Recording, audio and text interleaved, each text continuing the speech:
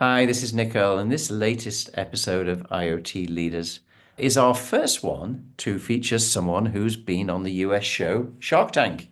Her name is Akshita Iyer. She's the founder and CEO of a company called Ohm, like home without the H, and it's around a smart cooking knob for your stove or range. And you'll hear the story, but you'll also hear the journey.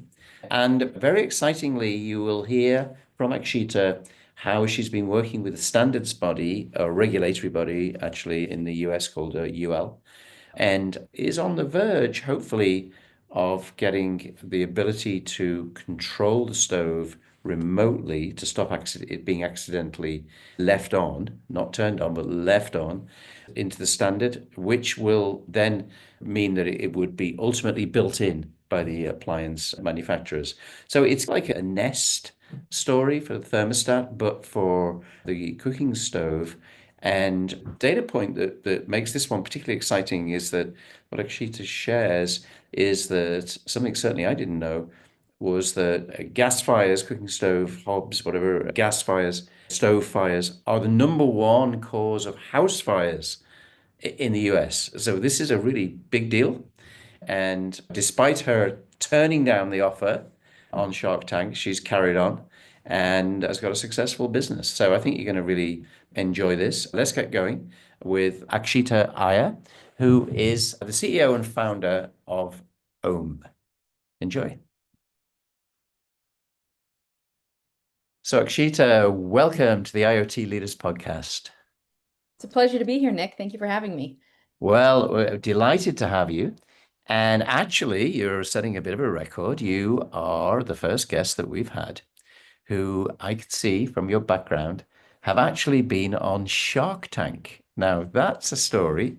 And if you don't mind, I wouldn't mind starting there. I mean, we're going to be talking about smart appliances, particularly controlling cooking stoves and the smart knob and a whole bunch of stuff. But before we go there, we can.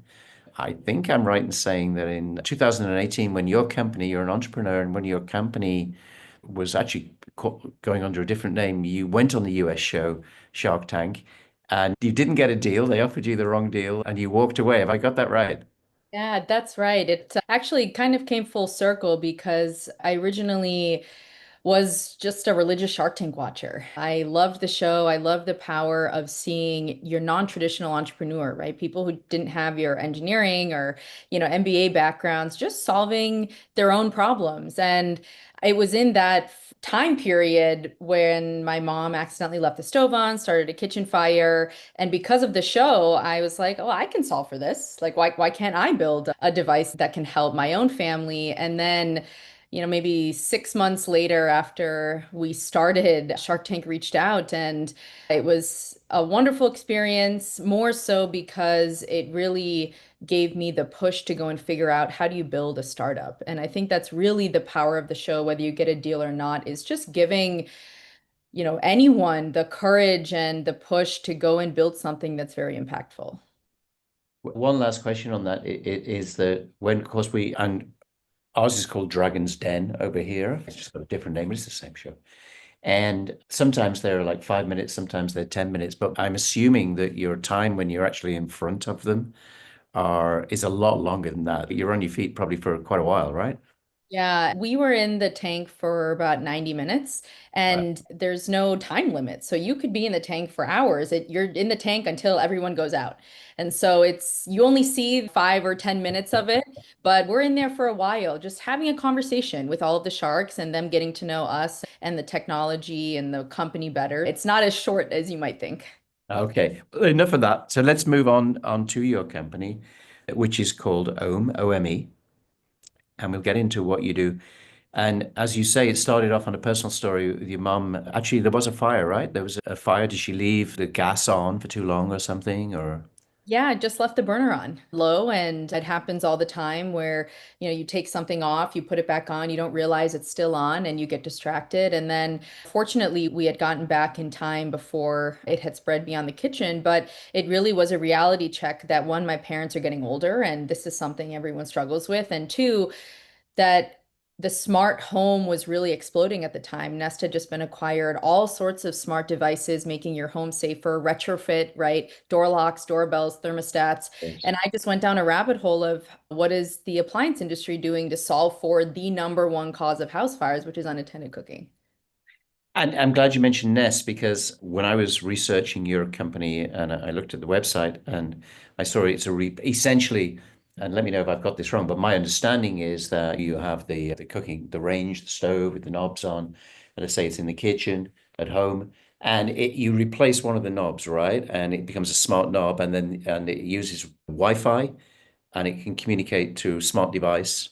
And so you, as a relative of perhaps an elderly senior person, can monitor their behavior and actually control the stove. Is that right?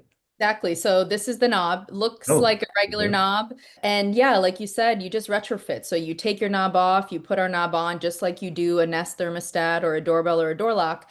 And you use your stove like you do all the time, right? You push, you turn, nothing about how you cook changes.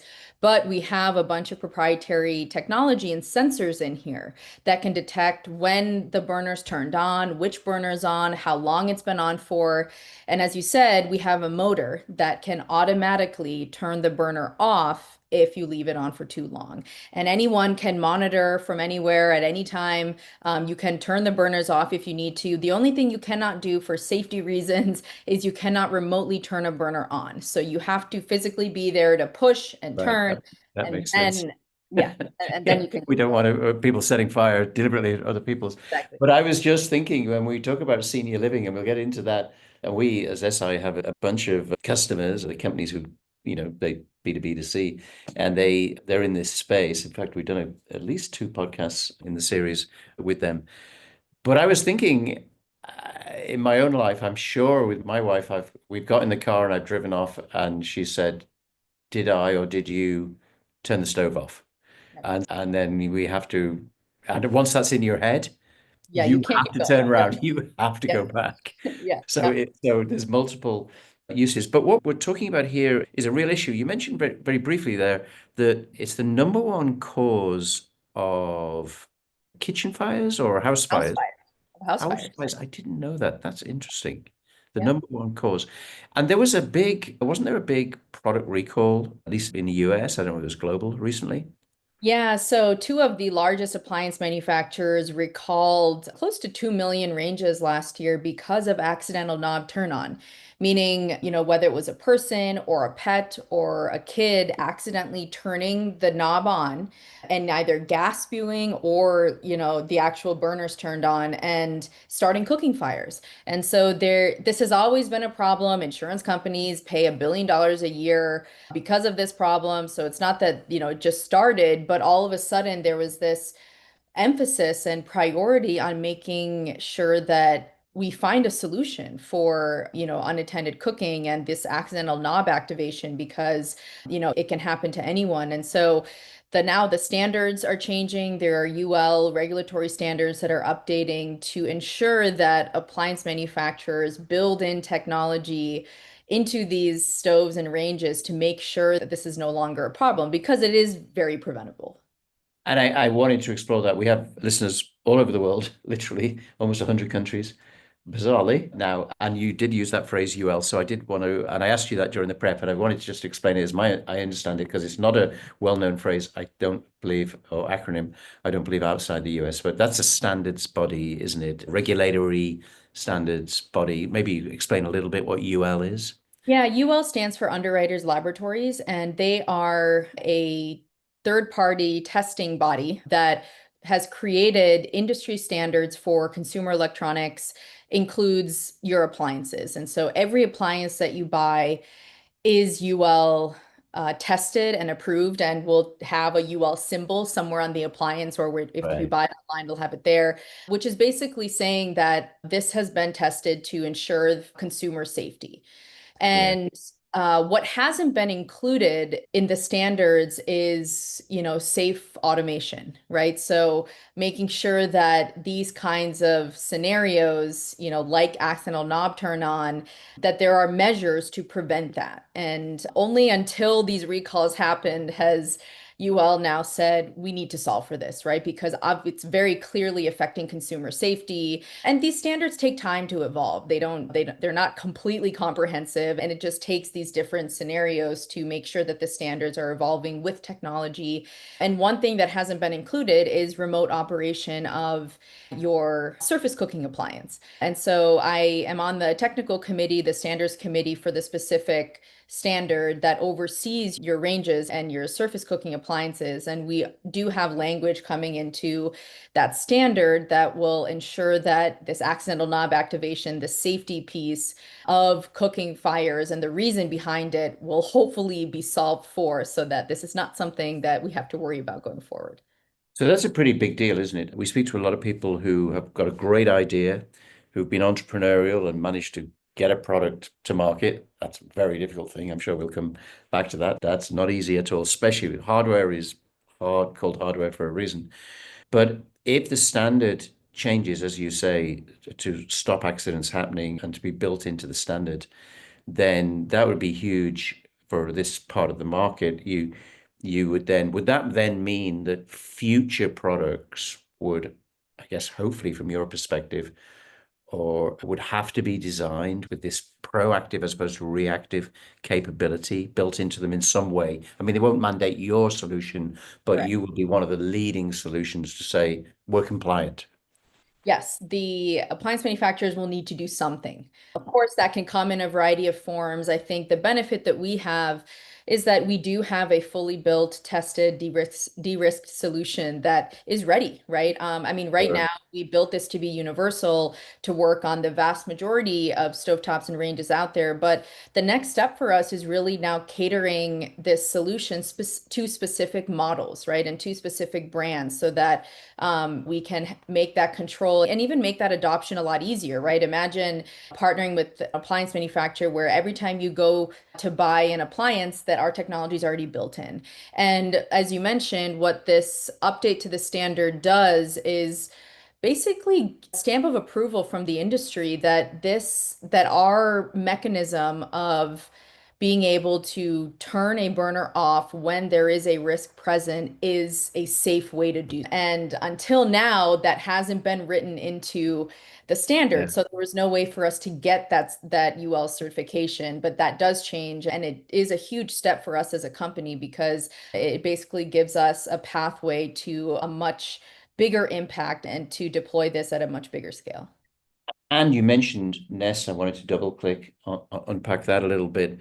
And just listening to you there, I mean, that would be really a big deal even when that standard gets published. And I know that there'll be a long adoption cycle, but the fact is that the future direction would be determined because I was thinking about Nest.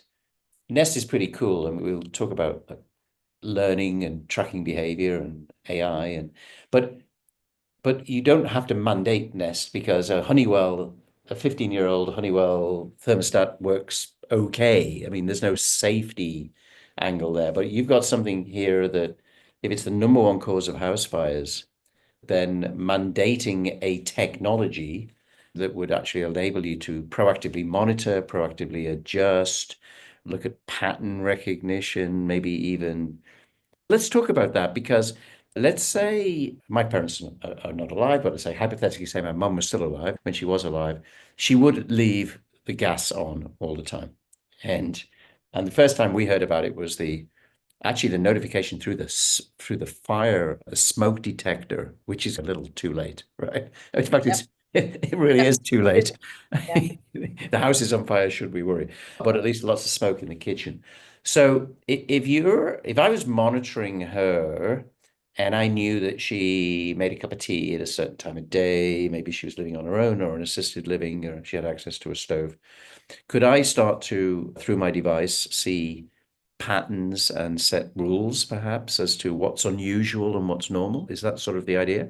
Yeah, absolutely. First and foremost, if you know that Your mom doesn't use the stove. She's making tea. She probably isn't using the stove for more than 20 minutes, right? You can set rules to say that if any burner is left on for more than 20 minutes, automatically turn it off and then send you notification. You don't need to do anything because the device itself is going to turn off, but it'll also let you know that, hey, it was left on.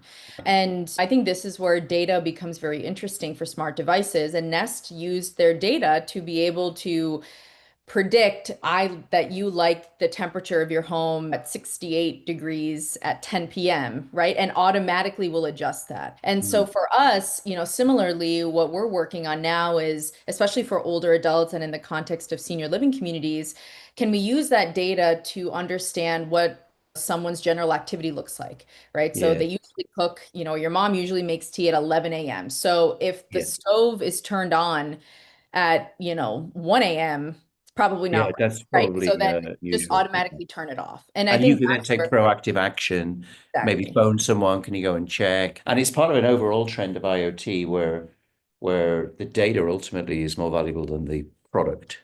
Yeah. And what about the interaction? I know there's a standard called Matter, Matter, because the key thing is going to be, I mentioned the smoke detector, but the smart homes are going to have eventually everything connected.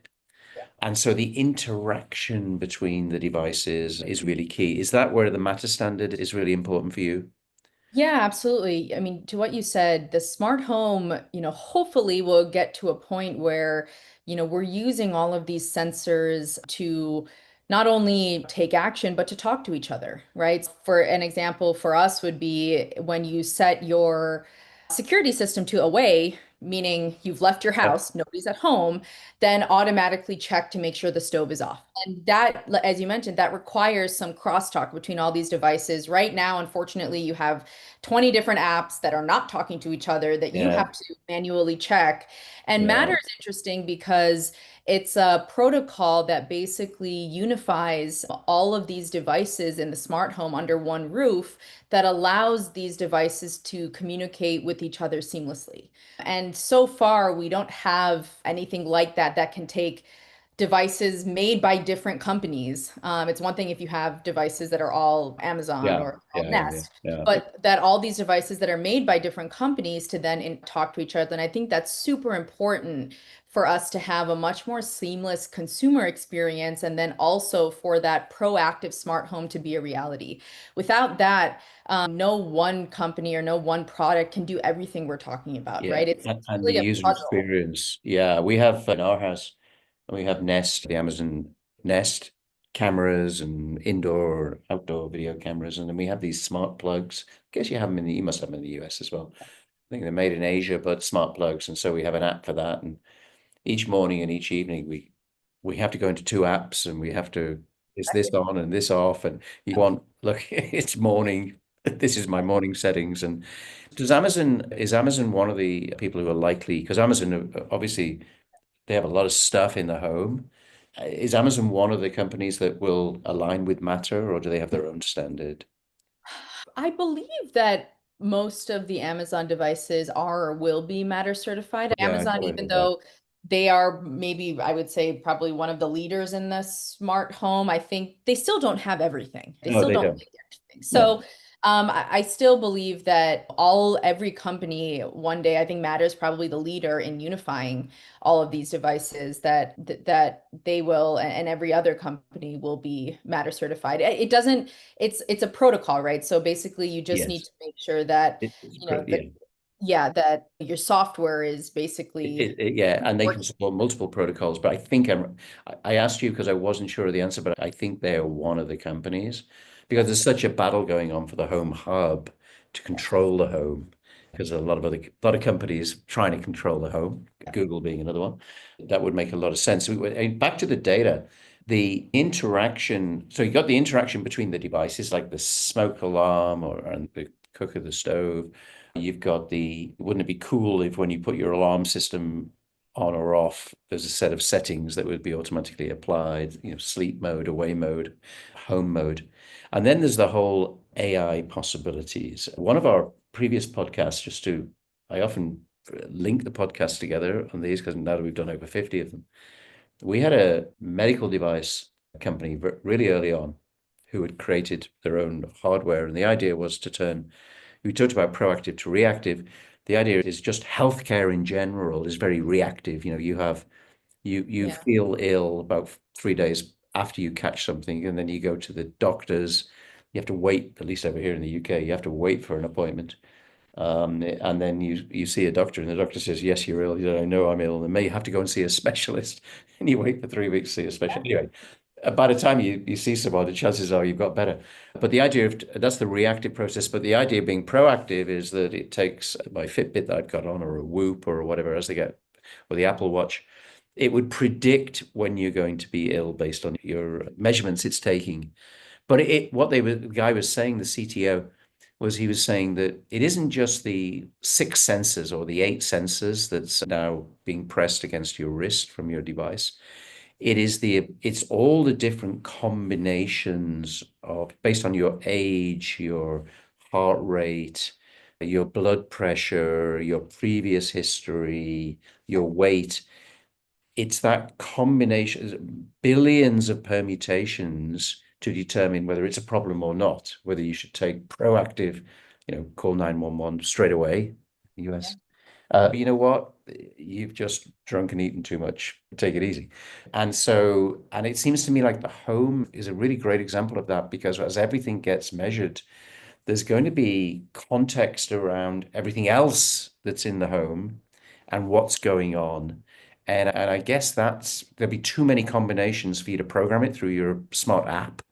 You don't want to Yeah. do the if then else stuff, Yeah. So is that the area where AI could really make this super intelligent?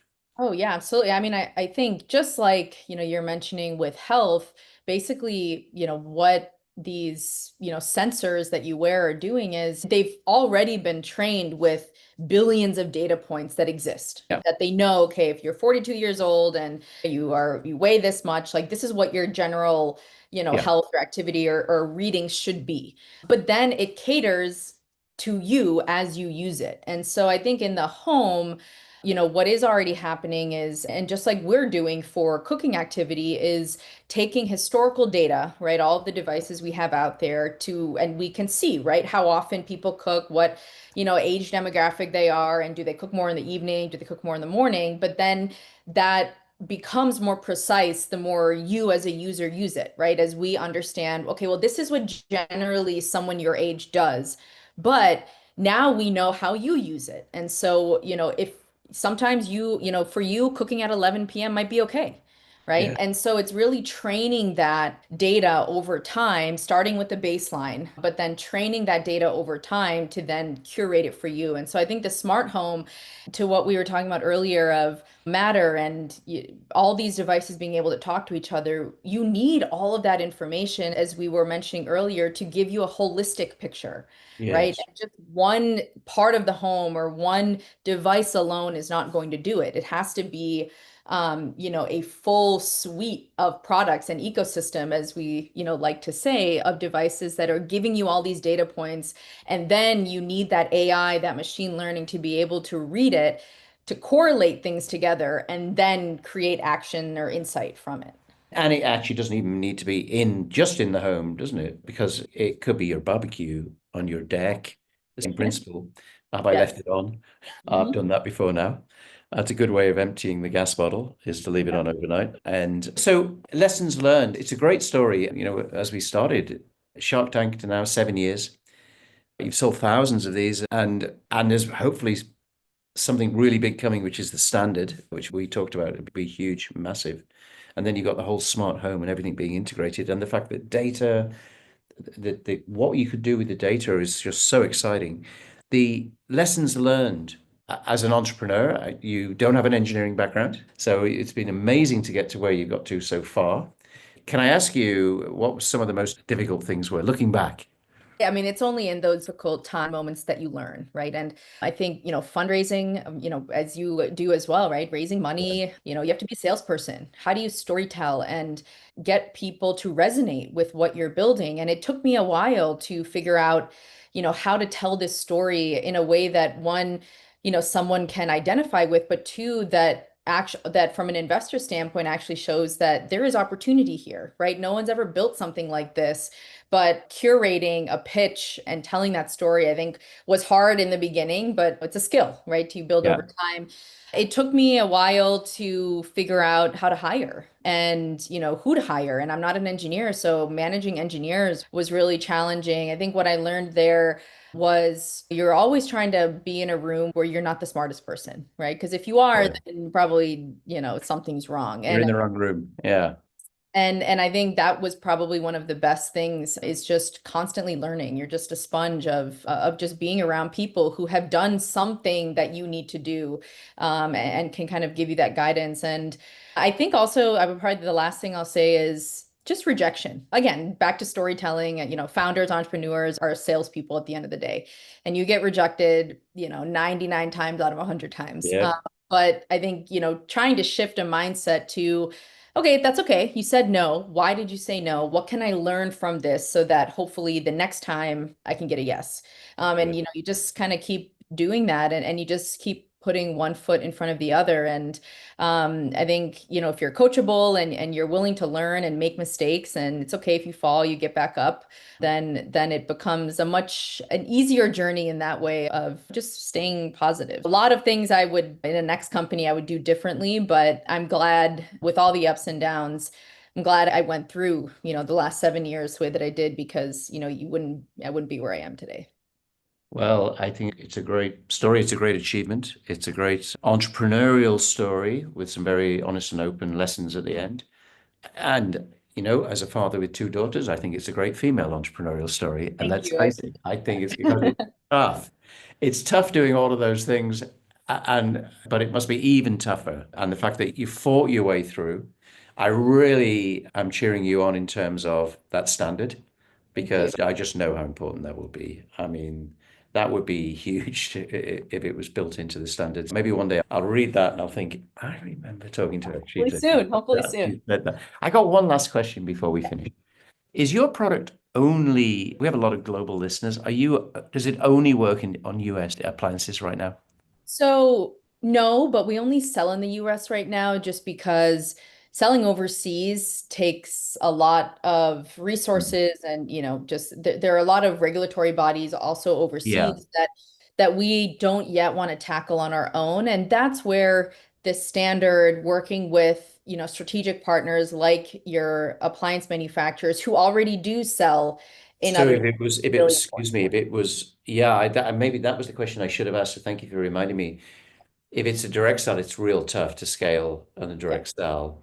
But if the standard comes out, I guess from your point of view, the ideal scenario would be you basically designed in. Yeah, exactly. That's jackpot. Yeah. Yeah. Yeah, because our goal was in building this technology and utilizing the retrofit model was that we know that there are millions and millions of homes out there that are not going to buy a new appliance for quite some time, right? 10, Yeah. 15, 20 years. And so it was a good intermediary for us to prove that, look, this works, this is something that's needed. We've built a solution that can be done safely and that can automate safely. Now, though, when you look into the future, what we really want to make sure that we can do is integrate in because at some point, everyone's going to buy a new appliance. And that is the next piece, like, along with this standard, that'll help propel us to getting this into every home, whether it's in the US or in another country. And these manufacturers already have the supply chain, the infrastructure. I mean, as you mentioned earlier, hardware is hard. Building prototypes and, early production is fine, but then when you start building in the tens of thousands, it's a big Oh yeah. it's a big endeavor. I think not only that, but in just getting the reach that we want, it's really important that this now becomes just a built-in integrated solution. Yeah. Yeah. We've done a lot of podcasts on that subject of people who think hardware is easy. No, Yeah, it's not. Akshita, I think it's a great story. As I say, I'm rooting for you. Hoping I read about the standard. But either way, Smart Knob, and I know Smart Knob 2.0 is next, the second generation is a great idea. And not just a great idea, but one of those use cases where you can very easily and instantly see the benefit for humanity, if you like. I mean, we've done a few. We've done several around emerging markets and the problems of getting water and electricity to people. We've done several around care homes. And those typically get a lot of very good feedback because people say, well, I can, okay, there's IoT use cases, but some of them are so obscure I can't relate to them. This, Yeah. it started off with your mom and a fire in the kitchen, but this people can relate to is the ability to do pattern matching and the app, whatever. So it sounds like a really cool thing. Thank you so much for being my guest on IoT Leaders. If people want to reach out to you, we have a lot of listeners in the US, viewers. Maybe just do they go to your website? How do they reach out? Yeah, you can go to our website or on LinkedIn. You can share my name. You can certainly message Yeah. me there. And then we also have a support email for support@ohmkitchen.com. So any one of those, feel free to reach out. We're always eager to hear from potential customers and just anyone with perspective. Yeah. Great. And that's Ome as in OME, like home without the H. Exactly. Great. Good to talk to you. And thank you again for being a guest on IoT Leaders. Thank you so much for having me.